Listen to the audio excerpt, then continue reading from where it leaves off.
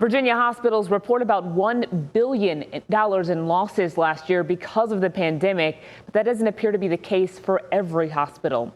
Some health systems finish with record surpluses, thanks in part to federal bailout money.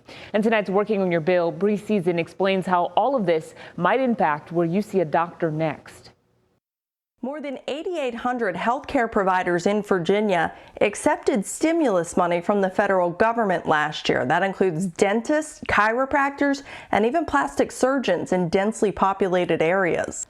Throughout 2020, $178 billion in CARES Act funding was distributed as a bailout for healthcare systems and doctors struggling due to canceled elective procedures and extra pandemic expenses.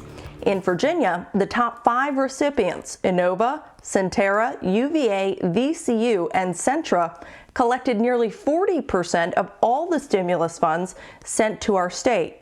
In an extensive analysis by Kaiser Health News, they found many of the country's wealthiest hospitals did better during the pandemic than they did in 2019. The big takeaway was that the way that the government distributed the money really favored large, well-off hospitals. And so at the same time that smaller rural and community hospitals were really struggling financially or even closing or having to lay off people, some of the very big health institutions that had, literally billions of dollars in the bank got the lion's share of money and ended up having, really good years. Not all of them, but a lot of them ran, with millions of dollars in extra funds at the end of the year on top of the money that the government sent them. To be fair, some big systems like HCA returned the relief funds that it received.